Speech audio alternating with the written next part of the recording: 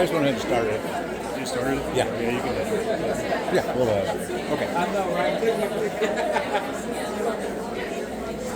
Welcome everybody. We are rolling right into the 1:45 session.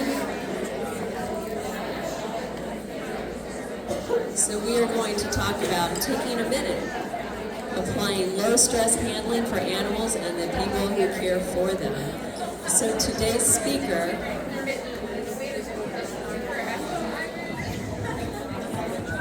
testing. Oh, there it goes. Okay. Today's speaker is Kelsey Guenther, registered vet tech. Thank you. Today's speaker is Kelsey Guenther, registered vet tech, executive board member of the Indiana Veterinary Technician Association. Kelsey is an Indiana native who has been involved in many facets of animal care throughout her personal and professional life. She's a registered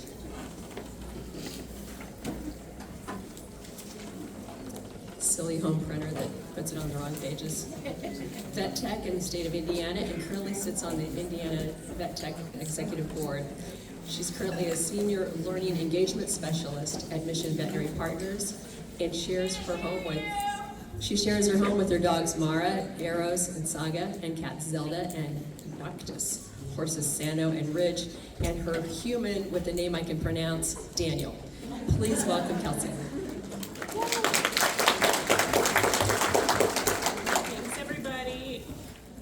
I know we've had issues with mics, so can everybody hear me? No? Hello? I have to get real close. Okay. Perfect. Well, first of all, this is an amazing group. You guys get to bear with me. I've never given a talk to a group this large before, so yay. Second of all, where are all of my shelter workers? I'm assuming that's a large percentage of you. Where are all of my technicians or assistants? Yeah? Doctors? Do we have doctors in the house? Not quite? Love it. Well, hopefully everyone will be able to take something from this. We've all heard about low stress handling, fear-free, all of those sorts of things. But how do we actually apply those things? So we're going to talk first about defining the need, which hopefully won't take us very long because you all know that we all need to de-stress a little from time to time. We're going to talk about how we can alter our environment in tiny, tiny ways. We're going to also talk about medical procedures. I am a technician by trade.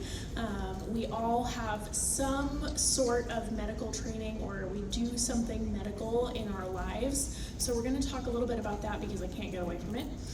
We're also going to talk about how to prepare adopters.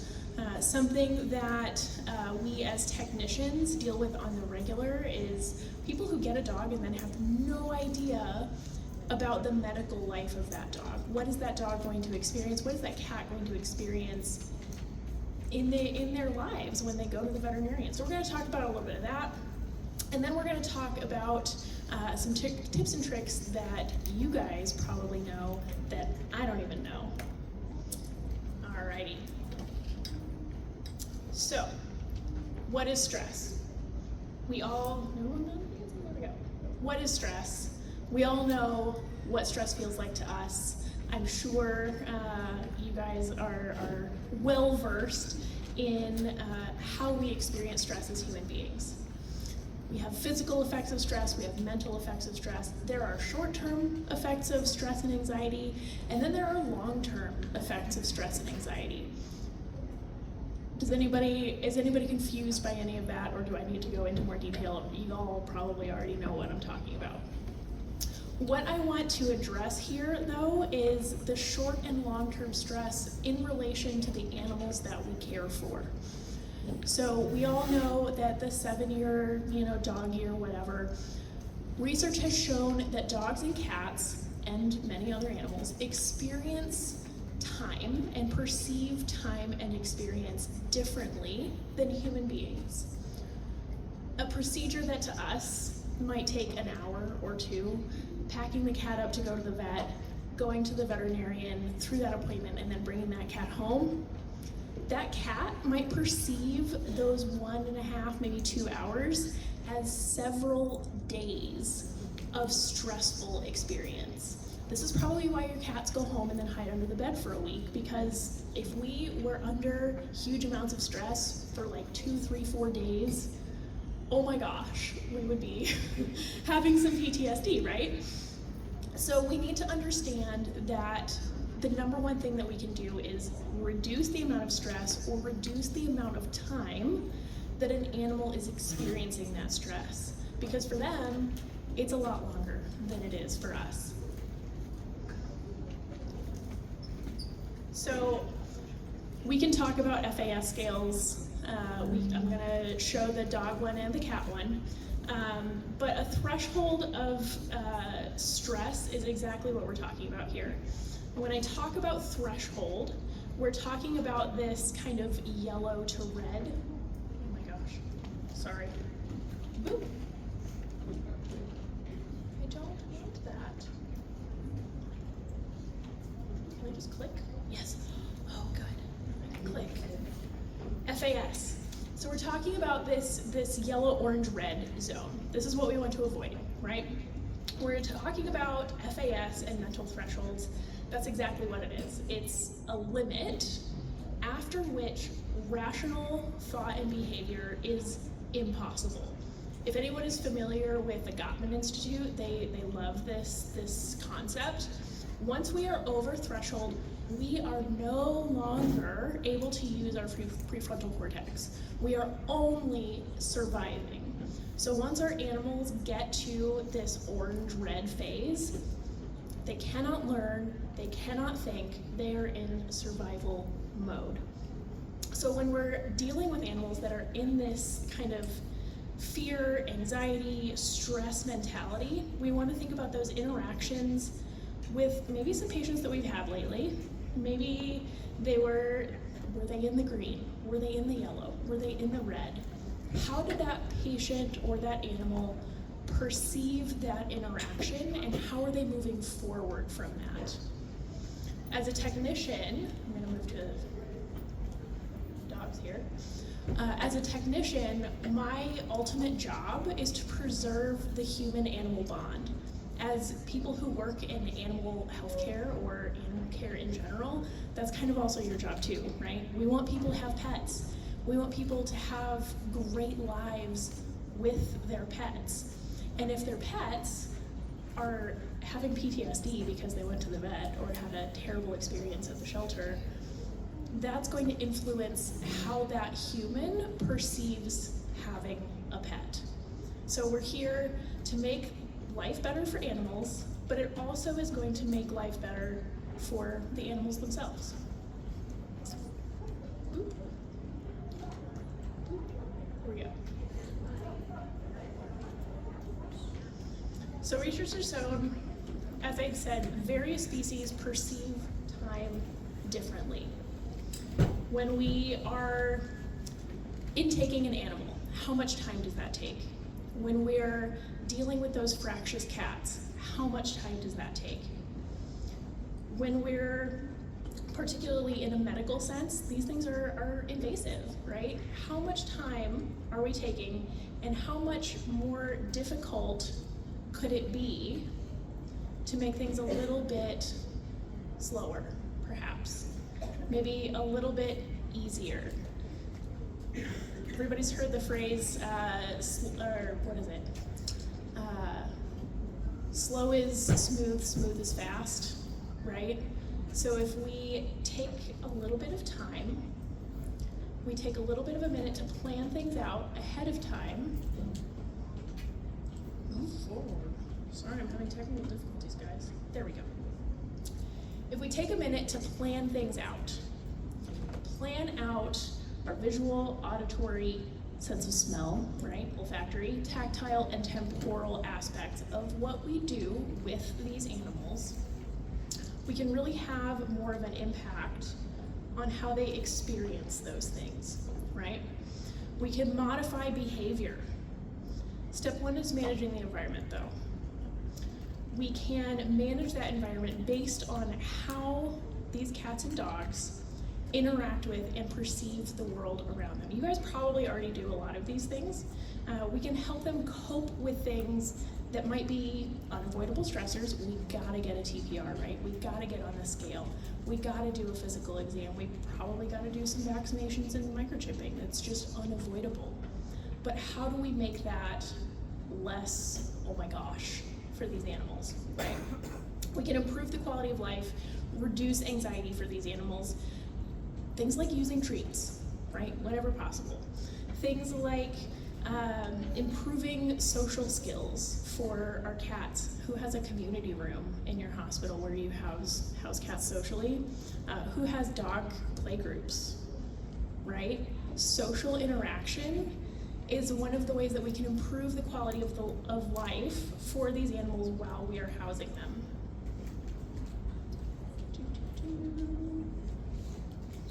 So things like visual barriers. Who utilizes a visual barrier in your house or in your wherever you are? I guarantee more of you than you think. Who has kennels with clear sides that dogs and cats can see each other? Not a lot, right? That's a visual barrier. You're eliminating the ability for an animal to see other animals, either in your medical treatment areas, in your housing areas. That is one way that you're already improving quality of life, right? Comfort items like toys, beds, soft squishy things, just to make it a little bit more comfortable. These are all ways. Regular walks, group play, outings. I know some of us utilize our volunteers to get pets out of the shelter. Dogs. We're not taking cats on a walk, right? Dogs out of the shelter for a little bit to experience life and de-stress. It's so helpful. Just getting them out of that environment, normalizing, quote unquote, the shelter environment. Obviously, if we can get that pet into a foster home, that's the ideal, right? But sometimes that's, not entirely possible. None of it is as great as true adoption, but it's better. It's better, right? Kim? Yeah, we saw our dog. He's cute. Moving on. This is what I get for using video. Alrighty, so behavior modification techniques is a fancy way of saying how do we help animals cope. We can use some really common behavior modification techniques to improve the quality of life and reduce anxiety for these animals. Using treats, like we said, a walk, common, super common in our shelters that we take these pets for a walk, take them for a little sniffari, hide some things along the way maybe, some stuff that perfume is super fun. If you have a track that your dogs walk when they're on potty breaks, when they're on walks, just spray a little weird perfume every now and again and give them something to sniff, right? This is also an opportunity to introduce animals to the skills and experiences that they'll need once they're adopted. Whether we're just teaching loose leash walking, whether we're teaching giving eye contact. Giving eye contact is so important and so easy for your volunteers to teach. Whether we're teaching impulse control, the basics of clicker training. Shaping activities, A, is super fun for your volunteers to do, and B, teaches these dogs in particular a language that trainers can use when they're adopted and a language that owners can use once they're adopted to help them further on in their lives. In addition, if we do have any anxious critters, desensitization, counter conditioning are super, super useful. If you are unfamiliar with desensitization and counter conditioning or several of these behavior modification techniques, we have tons of amazing trainers and behaviorists available within the Indy area. One of the big things is just getting them used to normal stuff, right? Things like a stethoscope. You have no idea how scary stethoscopes are the first time a dog sees one or a cat. They freak out. You reach for a dog with a stethoscope or with anything in their first vet appointment after they get adopted, and they think that you're taking a hot poker to them. They can't handle it. Get your dogs used to having a stethoscope or a thermometer or mild restraint for medical procedures. Things like that is going to better their lives after adoption as well. The caveat here that I want to emphasize is that any behavior modification technique, especially if we're doing any kind of training or desensitization, needs to be done in a relaxed, positive manner, in accordance with learning theory. I'm a giant learning nerd, so if you want to talk about learning theory, more than happy.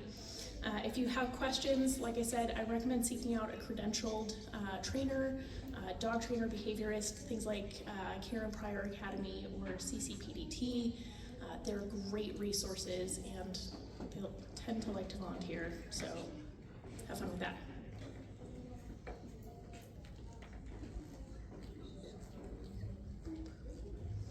So when it comes to environmental modification, right? We talked about visual barriers.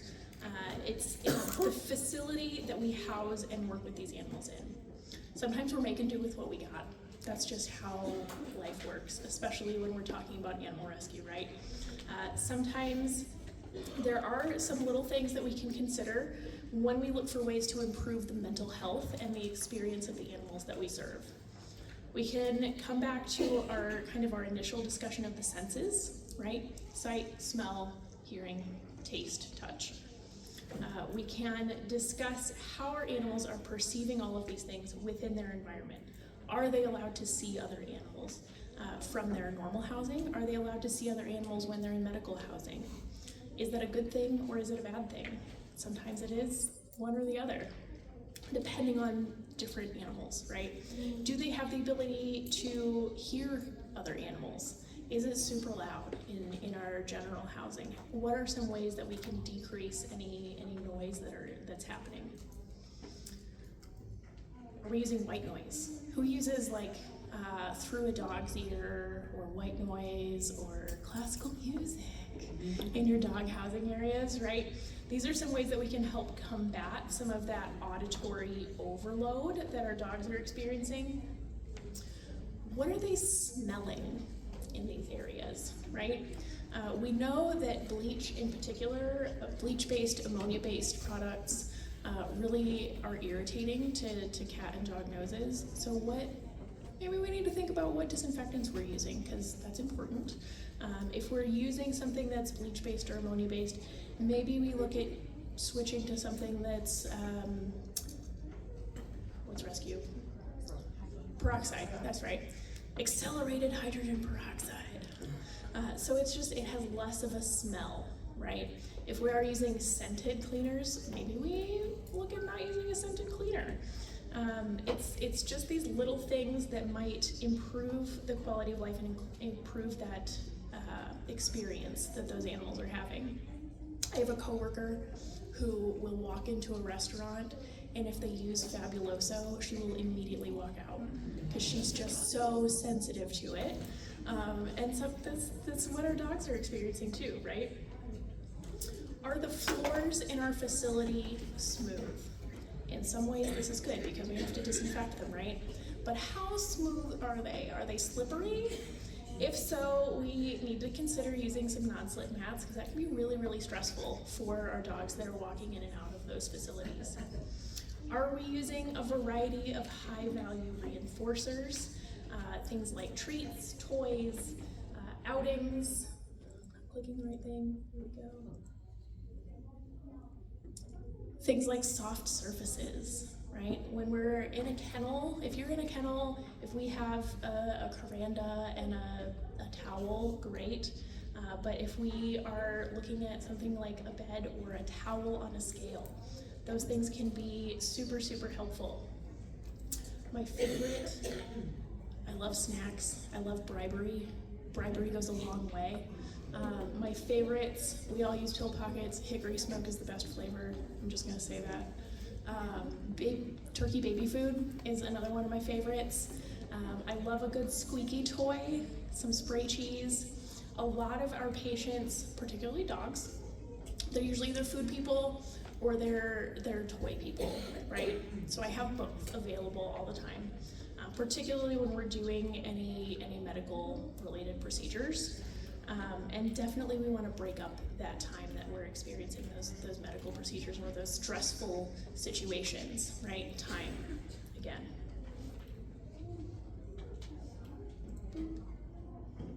Playgroups. We like playgroups. Alrighty, so medical applications. This is where I fall into my comfort zone, right? Bear with me. So this is the good stuff. How do we actually help pets feel more comfortable with the various procedures that we need to perform? Some of those things, there we go. We're going to talk about active and passive interactions.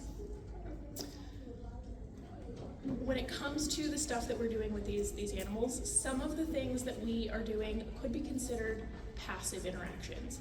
Things that we can get done without being invasive, things that we can do visually, things that we can get participation from the animal to do, right? When we're talking about active interactions, those usually involve some form of contact or participation on the part of the animal, right?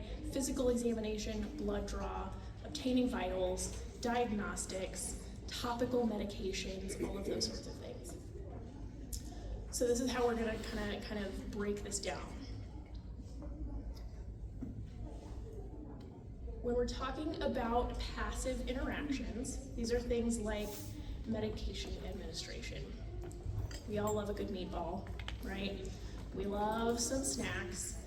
The name of the game here is to disguise those meds in something high value that the pet's readily going to eat with minimal chewing. We don't want chewing, right? That's where they get wise to you. We can take some great tips from zoo medicine here. This is actually where I started my career. I'm sure none of us want to be hand-pilling a baboon or anything. We want them to just eat it, right? Sometimes we need to get creative, whether it's pill pockets, cheese, peanut butter, lunch meat, actual butter in terms of cats. Tomato sauce is a really good one for cats too.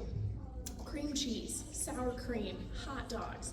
There's something out there that this animal will eat. I guarantee it. We just have to find it, right? We can also work with our local and distributing pharmacies to compound flavored medications. That is gonna just make the job a little bit easier. This is Peep. Peep is under radiation treatment, so she needs some drugs and loves her pill pockets. I love for cats flavored medication. Weirdly, marshmallow is a good flavor for cats, I have found.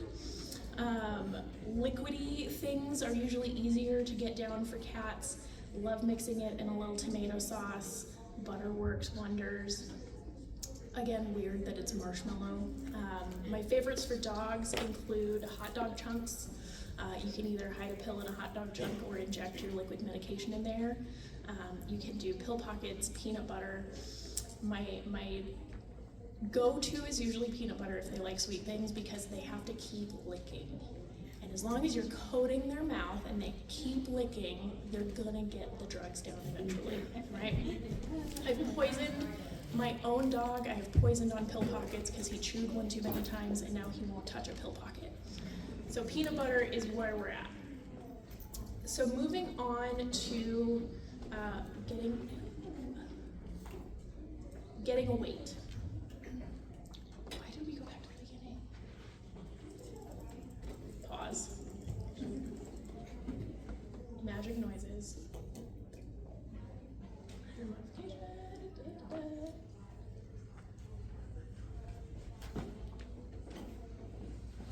So when we're talking about getting a weight, who struggles here with getting a dog on a scale? Especially the big ones that are bigger than you, and they're like, heck no, I'm not stepping on that thing. It's gonna eat me. It's an alligator. They're backing up, they're jumping off, they're thrashing around, they've got 1 foot off, and then they've got 2 feet off, and then they've got 1 foot off again. My favorite, it's so easy. My favorite way to eliminate the dance of getting a weight on a dog is just to put a blanket on it. Put a blanket on it and zero it Super, super easy. You can use a towel, something you can launder easily. Fleece blankies are a good one. Just make sure you've got a non-slip pad underneath so that they're not going everywhere. But 9 times out of 10, they will see that blanket and be like, oh, that looks comfy, and they'll hop right up there. Same thing with cats, right? If we have the little baby scale on the table, the little U-shaped maboober, if we put a little non-slip pad in there and a blankie or a towel, they're way more likely to actually get in there and lay down and stay still long enough to get a weight, right? So weight, super easily dealt with, right? Scales. Next, urine sample collection. Everyone's favorite, right? Who loves getting urine samples from cats? Oh my gosh.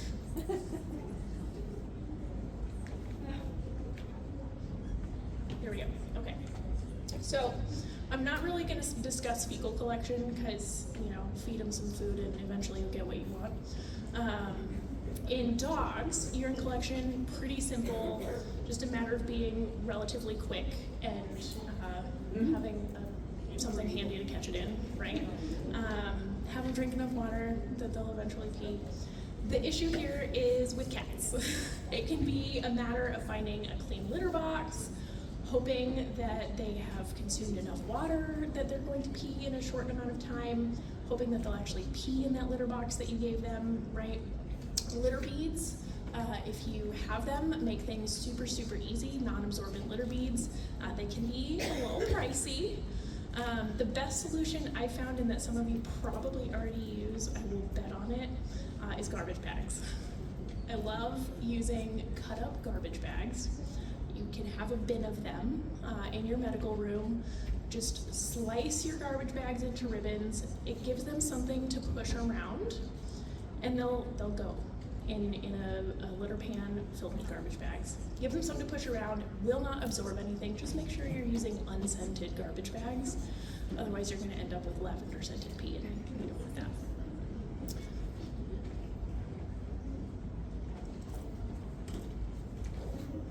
We also don't want that.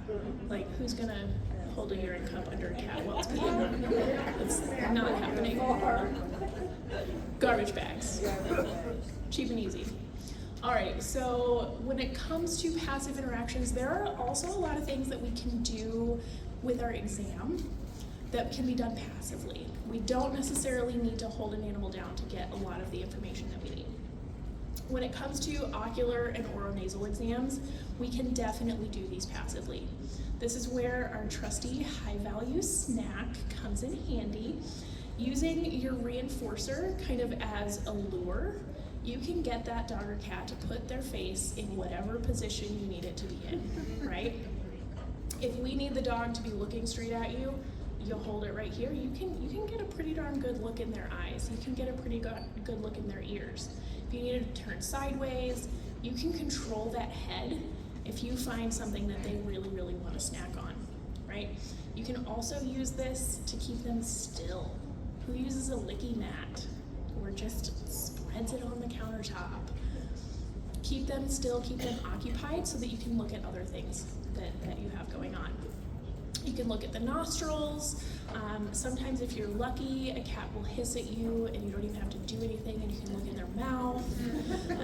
Sometimes if you throw a treat at a dog, they'll try and catch it. You can get a quick look in their mouth. Easy peasy, you don't even have to touch them to do a lot of these things. Like I said, bonus points if you can get a dog to catch a snack. We want to do as many things as we possibly can passively without having to actually lay hands on this animal so that we can decrease the amount of time that they're actually feeling stressed, right? Moving on to active interactions. There's our dog catching a snack. Active interactions. This is where we get a little bit rodeo-y, right? If we are trying to get vitals on a fractious animal, sometimes it's not gonna happen, right? If we're trying to do a physical exam, get a blood draw, get any diagnostic samples that we need. Applying topical medications, right? That dog with the Demodex, that cat that has flea allergy dermatitis. If we need to do anything topical with those animals, can sometimes be a pain, right? Radiographs. Does anybody, who in here has a radiograph machine in your facility? Yeah? Okay. Well, we'll briefly talk about radiographs. It'll be fun. Okay. So first I'm going to talk a little bit about restraint because that's everybody's favorite thing. When I discuss restraint, it's always in a less is more way, okay? I never want to see anybody forcibly holding a dog down or 5 people overpowering an animal. Generally speaking, I know we deal with a lot of crazy people. Generally speaking, a hand on the collar is sufficient. With a cat, find a place where they feel comfy. That towel on the scale is usually a great one. I find a lot of times they feel kind of cocooned in that towel on the baby scale, and they'll just hang out there. Find it a comfy place for those cats to hang out. A hand on either side or the shoulders can kind of corral them without them feeling like they're being held down, right? This is also a great place to use a rolled up towel to help control an animal's head without being too in their face. I love a bath towel, roll it up, put it around their neck. You now have control of that dog's head, but you're not like bear hugging this dog, right? We can let it go if we need to. They are arm's length away from us, and we can still have control of their head pretty well. Same thing with cats. I can use a hand towel rolled up, just put it around their neck. It's kind of like those inflatable cones. They can't really do anything, and you can still maintain control of them without manhandling that animal. They handle it a lot better. If all else fails, there's always chemical restraint, right? If we have access to drugs, if we can get some anxiolytic medications, if we can get some sedative medications on board, I would much rather do that than traumatize this animal, right? Remember that what we're trying to do here is make the entire life of the animal better.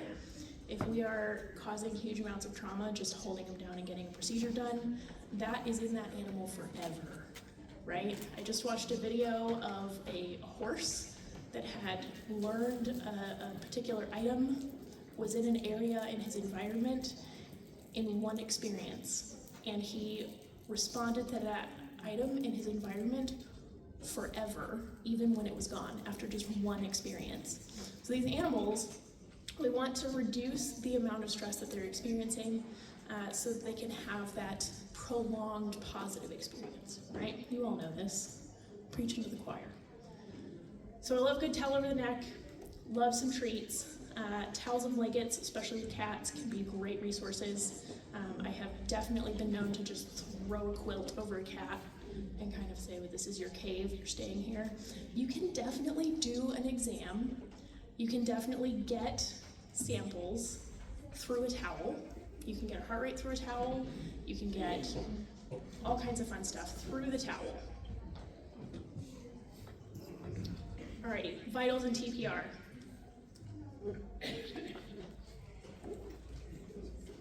So when we're talking about getting vitals, getting a TPR, use that towel if you need to.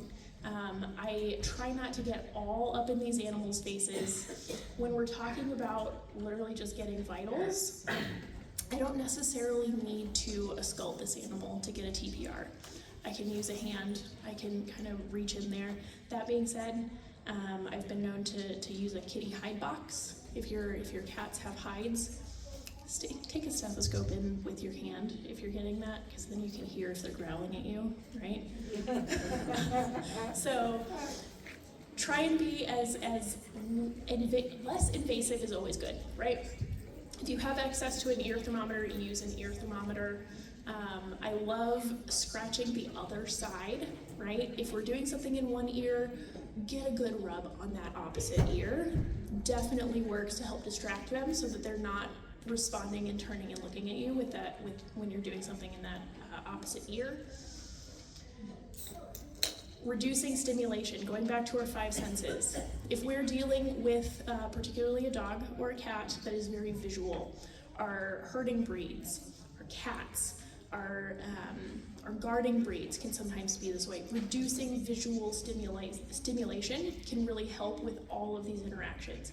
If we're dealing with dogs that are very sensitive to hearing, again, a lot of our herding breeds, because they're just sensitive in general. A lot of our dogs, terriers, can be pretty sensitive with their ears. If anybody's heard of a happy hoodie, I love a happy hoodie. Reducing stimulation can be a great way to get what we need done. Now to blood draws, everybody's favorite. If we need to do a blood draw, my ideal is a lateral saphenous. Who knows what that is? That's a back leg, right? A, you can see it. B, it hurts way less. C, you're not in that animal's face. If this dog is going to try and bite you, I would much rather he try and bite me when I'm behind him than when I'm right underneath his face, right? As little restraint as possible when we're getting our blood draws. If we just need to do a heartworm test, please don't use an 18 gauge needle. It hurts a lot. Use a 22, right? We can get away with something like that. Topical medications, I'm going to speed through this because I have 3 minutes left. I overestimated. Again, we're usually doing ears, right? Or we're doing topical medications. Scratch that other side, guys. Give a real good rub on that opposite ear. They're going to hold a lot more still for you. They're going to be a lot less painful. When you get hurt, you rub it, right? Your brain can only interpret pain sensations from one spot. If we're giving it conflicting information, we're kind of dulling that response. Here we are on radiographs, back here in the back. Don't be afraid to take treats into your radiograph suite, right? Peanut butter, cheese, all the good things. We can get a dog or cat to chill for a minute when we're getting them up on that radiograph table. Even better. Obviously, passive restraint with chemical restraint and sandbags is ideal so that we're not holding those dogs down and getting exposed to radiation ourselves. What about afterwards? So this is when your dogs go home. What I mentioned about preparing them for world outside, getting them used to basic restraint, getting them used to tools, getting them used to a stethoscope coming at them, where someone just holding their sternum can be really weird for a dog afterwards. So prepare them for life outside the shelter. Prepare them for what those interactions are going to look like.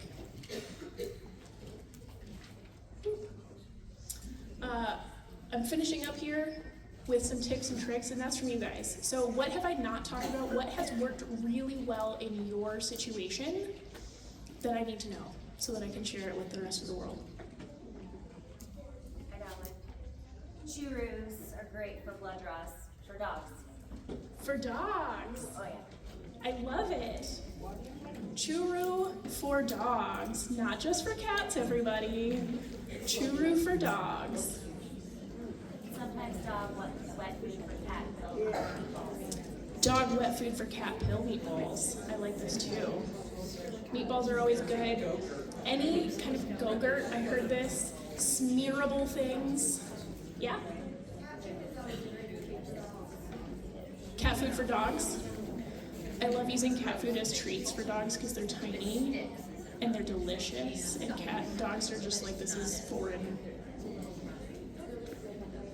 Anybody else? Some ways that you're reducing anxiety in your charges? Good? Alrighty. Well, that's what I have for you today.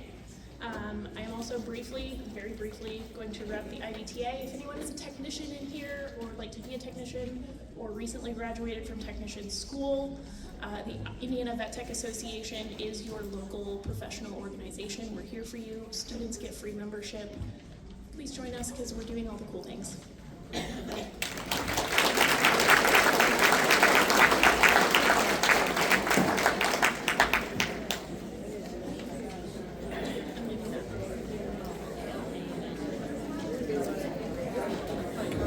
Thank you so much for that great presentation. Hey, I wanted to make just a few announcements that are important before we leave. First of all, we have these flyers that go into adoption packets. So if you are adopting out animals, please grab some of these flyers that you can put into their adoption kits. The other thing I wanted to let you know is we've got a lost pair of glasses, a lost purse, and maybe a lost phone, I don't know. But if you lost something, go to the t-shirt stand. If you find something, take it to the t-shirt stand. And the cat trap winners, we will announce that at the t-shirt stand as well if you want to stop by. Thank you.